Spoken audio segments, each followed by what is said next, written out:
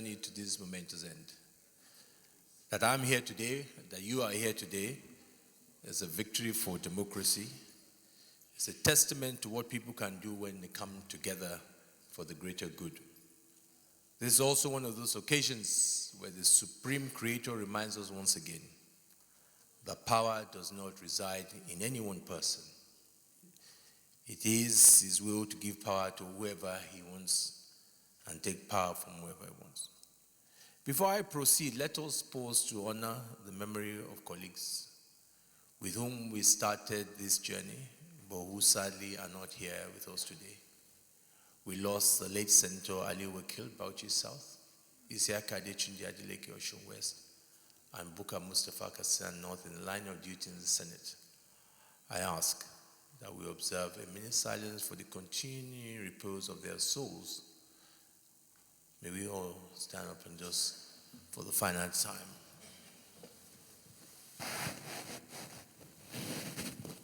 Almighty grant them. Please let me thank each and every one of you for your contributions towards your achievements will have been possible. None of our achievement would have been possible without the support and cooperation of the entire members of this chamber. I want to thank particularly those who stood with us day in, day out during the trials, who were physically present there, and also thank those who were not there, but were there in mind to support. The invasion of the National Assembly by armed security operating in August 2011 will leave in infamy. This way down the line, however, I realized that the day of that invasion was the saddest, but in many ways it was also a good day for asserting the independence of the legislature and the triumph of democracy. It also turned out to be a showcase of the special relationship between this chamber and the House, as honorable members stood in unison with their Senate colleagues in defiance of the invaders. I thank the House of Representatives for this remarkable unity of the two chambers, for it was only a unity that we could withstand the storm. The pieces of legislation we passed in the crucial arenas affecting the daily lives of citizens on the economy, education, security, anti-corruption, and health will remain a benchmark. Working together, we clocked many firsts in this 8th Senate, and we should rightly be proud of this, especially as the imperishable legacies we're leaving for the people.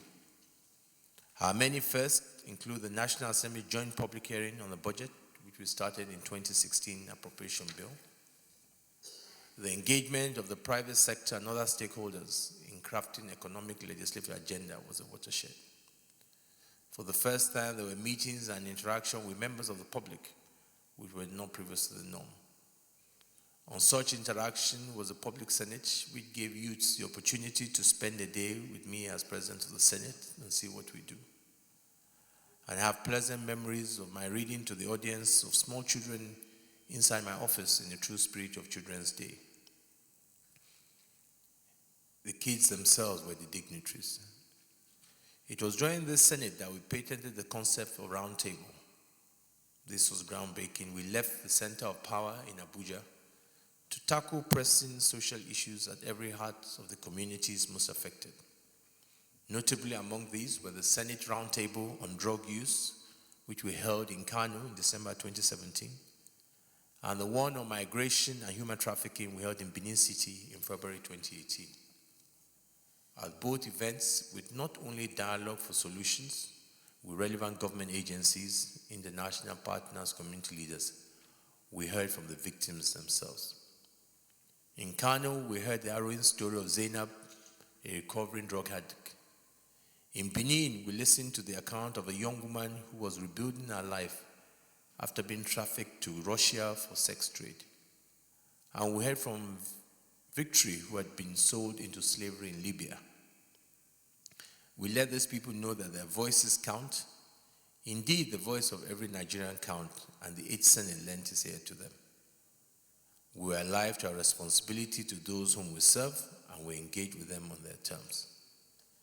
It should be a matter of pride to all 109 senators and to our offspring that in this chamber we put humanity first. I will always be proud of the humaneness of the 8th Senate. Ours has been a legislature with a human face, personal touch, moved by the milk of human kindness. Whenever the situation demanded, we left the imposing edifice of the National Assembly to reach out to the person on the street. We show that Parliament belongs to the people, and as those, there should be no barrier between lawmakers and those they represent. One of our major acts upon inauguration was a Senate visit in August 2015 to Maiduguri, Borno State, the first ever National Assembly delegation of the leadership to see firsthand the living conditions of thousands displaced. A senator from the south moved the motion that led us to Maiduguri, and one of the many times we showed the world that senators act as Nigerians first, not as southerners or northerners. The 3 senators representing Borno State were among the delegation, and we called on the Shehu of Borno to assure him that rebuilding the Northeast was high on our agenda. We visited IDP camps, spoke with the people, carried the babies, comforted them, letting them know that their well-being was a priority of the Senate. Today, the Northeast Development Commission is a reality and the people have been resettled. There was a very moving encounter with Ali Hamadu, the 6-year-old Boko Haram victim from Chibok. Our joy knew no bounds when he returned walking and smiling after life-transforming surgery in Dubai. Little Ali from Chibok was one of the many individuals whose lives were directly touched by the 8th Senate. We stood with families and communities across this country in times of trouble. I remember the case of Linda Igwetu, the NYSC Corp member killed by SARS operative here in Abuja. On behalf of the Senate, I placed a call to our sister to offer our condolences and to speak to the need for justice in the matter.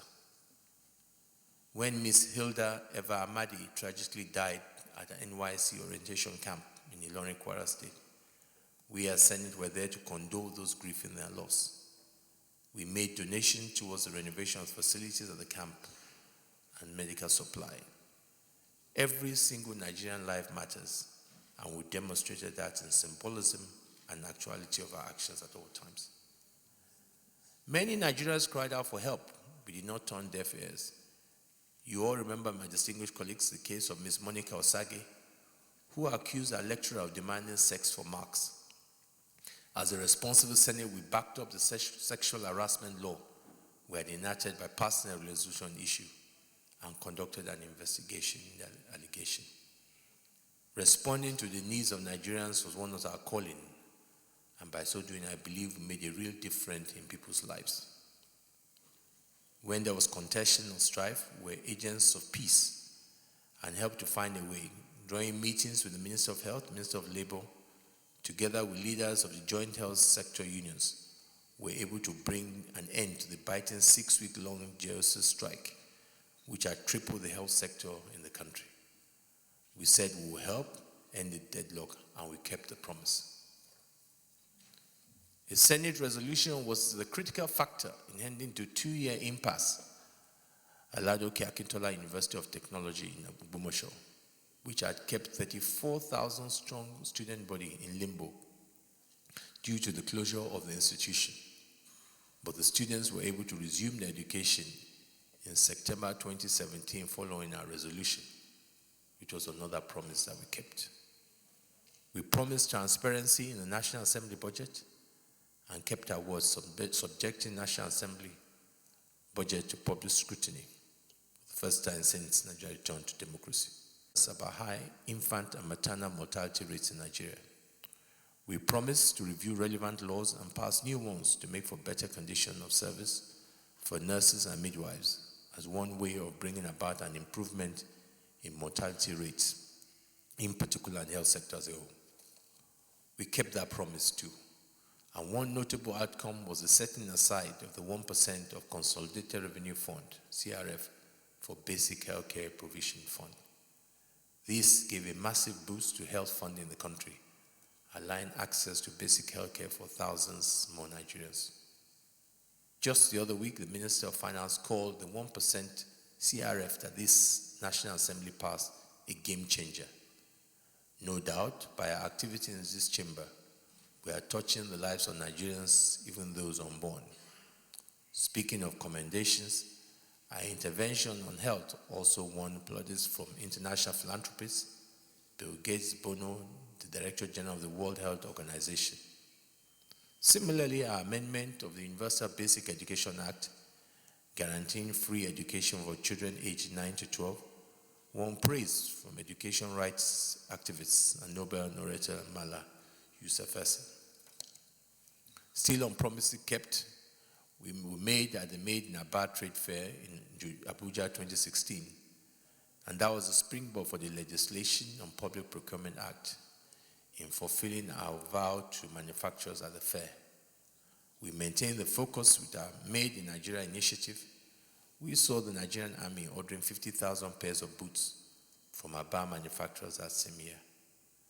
We've talked a lot about the number of bills, but it's just not the number of bills.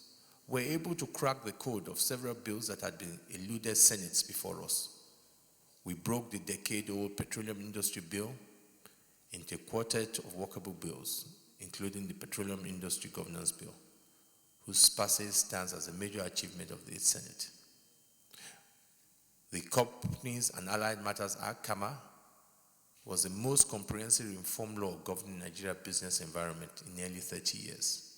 We cracked that as well. The Nigerian Financial Intelligence Unit Bill was one of the major anti-corruption laws we passed and saved the country from being expelled from the global body of Egmont Group. And as recently as May 2022, we passed the Nigerian Football Federation Bill, which again have been caught in legislative bottleneck for 15 years. In these 4 years, we are fully engaged on the state of insecurity in the country and spearheaded many initiatives to bring sustainable peace and secure and protect the lives and properties of citizens. The 8th Senate organized a National Security Summit which made recommendations for bringing an end to problems. Moreover, the Senate engaged with security chiefs to provide better understanding of the issues and urged them to make presentation to us on their requirements. We constantly engage with the international community on the need for them not to only support the war against insurgency, but also lift the ban on sale of arms to Nigeria. I'm happy to report you can recollect the Senate had to cut short our vacation in order to receive a U.S. congressional delegation and persuade them on the need to canvass for the lifting of arms sales ban for more effective counter-insurgency strategies. It was this meeting that we held that the national U.S. delegation went back to the Senate and lifted the embargo on sale of arms to Nigeria. At every turn, the Senate utilized every opportunities of courtesy call and foreign visit to rally support for the fight against Boko Haram. The Senate that passed the landmark Not Too Young rule to run law to bring more young Nigerians into governance framework was also a great supporter and enabler of youthful aspiration and innovation. We met with members of Not Too Young to Run movement and promised to do our bit to help realize their dreams of assuming the mantle as leaders. The resultant law opened the pathways for inclusion of fresh young faces in 2019 election, a victory for participatory politics and democracy. The 8th Senate has been there for Nigerians of every social class and every field of endeavor. It gives me a sense of fulfillment to know that we did something worthwhile in this venerated space. My advice to whoever succeeds me is therefore along the same vein, for us to be there for the people. Act in the interest of the average Nigerian. Keep the legislature always at the behest of citizens. Let it be a people's parliament. Whoever succeeds in that person will still be a product of this 8th Senate. We did it together and let there be continuity. As we see all the things we have done, we must also be reflective and candid enough to acknowledge the things we didn't do. It is important that I make some comments about the legislative and executive relationship. It is my hope that in the 9th Senate, that the executive and the legislature will continue to work and develop even a better relationship. My advice is for the executive to see that National Assembly work on budget is not an interference, but is in line with the provision of the Constitution. That the presidency and National Assembly leadership should continue to consult much before even submission of budget to legislature. And that it encourages to also see that failure to appoint or confirm confirmation of few appointment is not a source of disagreement, that the then relationship will not improve. The executive must see that the legislature is not a rubber stamp without the right to question its actions. It is a subversion of principles of separation of powers and checks of powers. My advice for both arms of government have a role to play in our quest for good governance, and their leadership should work for cooperation and for fruitful engagement. If we go by our records in the 8th Senate, in the areas of confirmation or confirmations that had to do with judiciary, we had 100%. Confirmations to do with ministers had 100%. Confirmations to do with ambassadors also had 100%. I think, and others had over 90%. I think this shows the level of cooperation that we did provide to the executive during this period of time. But it's important that what is key is that we must strengthen our democratic institutions. And it is that role that all of us here and in the next assembly must play a role in. It is my hope that the 9th Senate will improve on our performance and deliver on those areas we were not able to touch. At this junction, let me express my gratitude to the Deputy President of the Senate, Ike Kirimadu. History will be kind to you and providence will shine upon you. I am sure you never thought you'd be Deputy Senate President in an APC majority parliament, but it happened. Nobody made you Deputy President of the Senate. The Almighty willed it to you. You have been a source of support, and I thank you immensely. You have become a brother and a friend. I thank you immensely.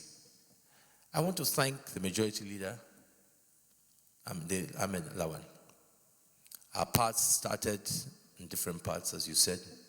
In 2015, you also wanted to become the President of the Senate. But again, I always believe that what we've seen in these 4 years is that the Almighty God is one that wills power when He wills the power. And when the time comes for the Almighty God to will the power, it will happen effortlessly. I thank you for your support and how we have worked together as a Majority Leader. Your mark here and your record reflects for itself. I also want to thank the former Majority Leader, Ali Ndume, who has also made his mark. Between the former Majority Leader and the current Majority Leader, it is clear that one of you will take over the leadership of the President of the Senate.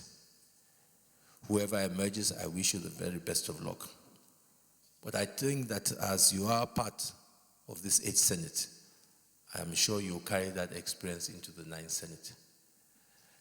I see maybe it is providence that there are only 2 aspirants at this time as I speak. I see the Deputy Senate aspirant and I see a Senate President aspirant. So I address this to you. I wish you the very best to serve the interests of the people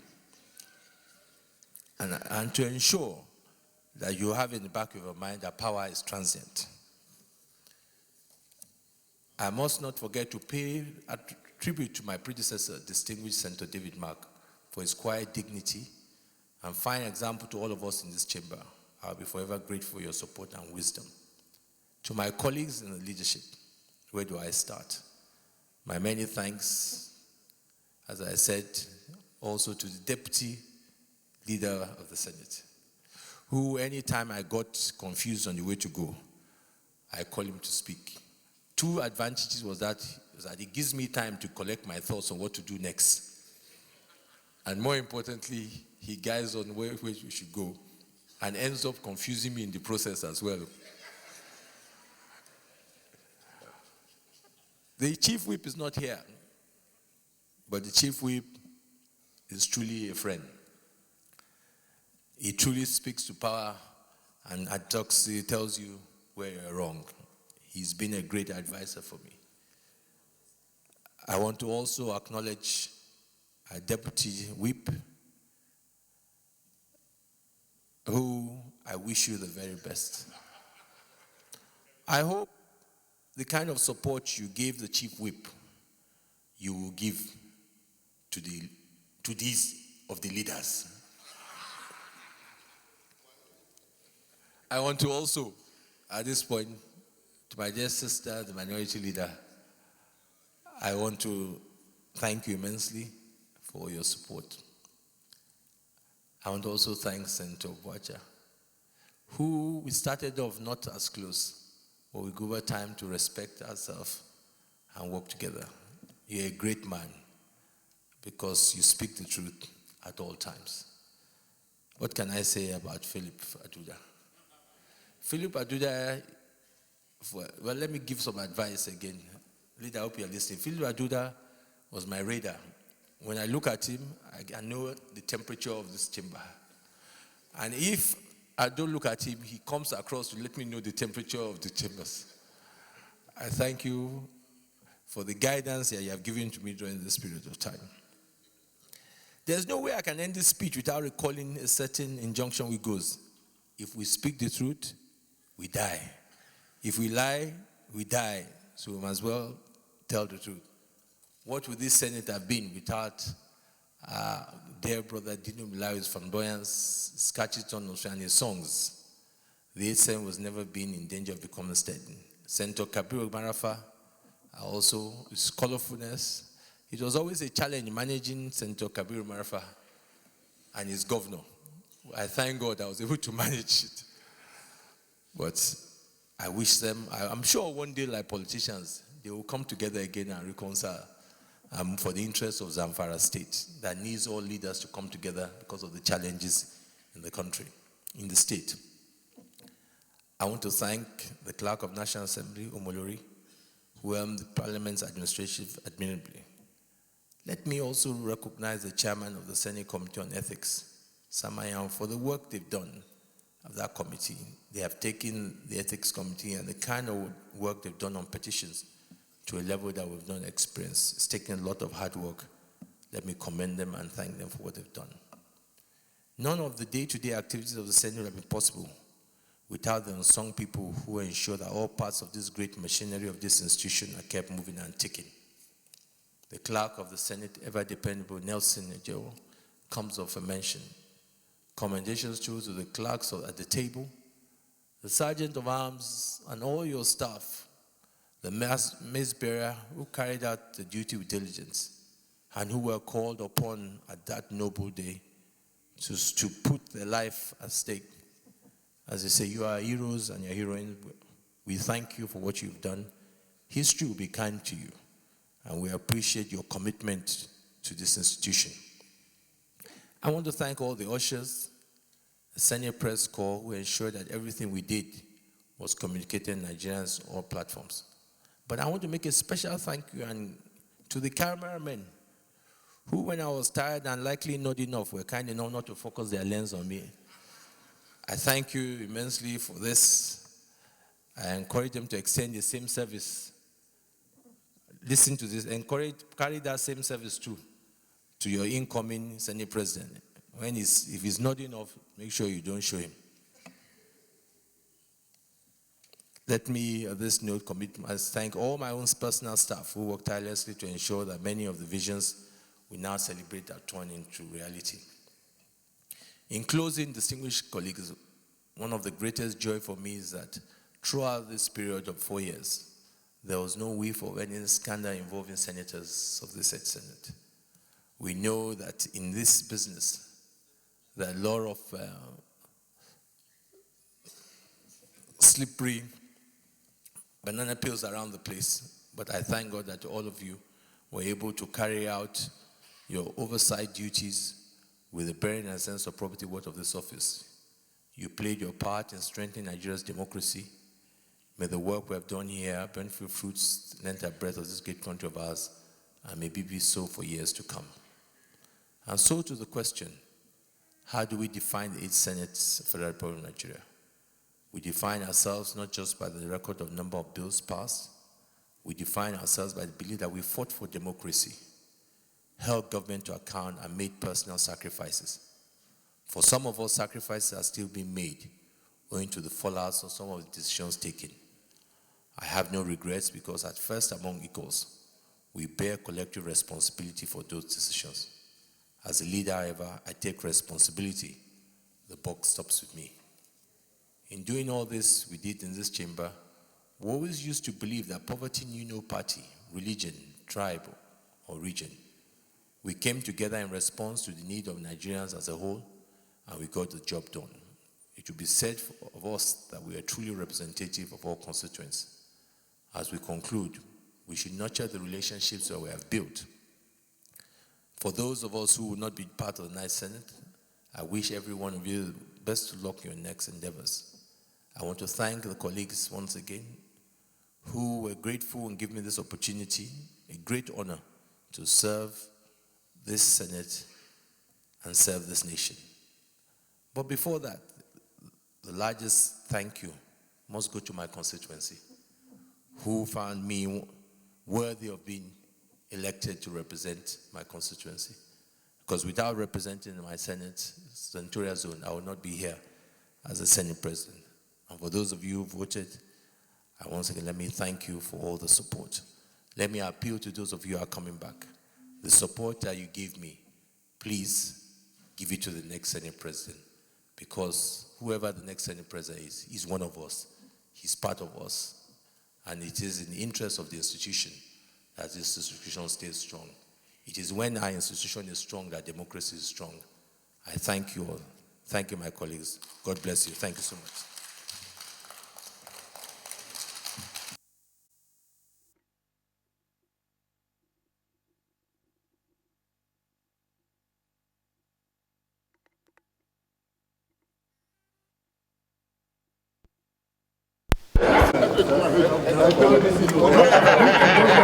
I saw something smuggling was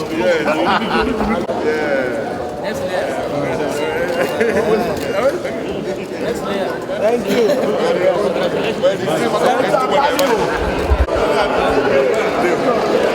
Don't bring my socks. Tell me I said I'm going to bring it. I'm going to bring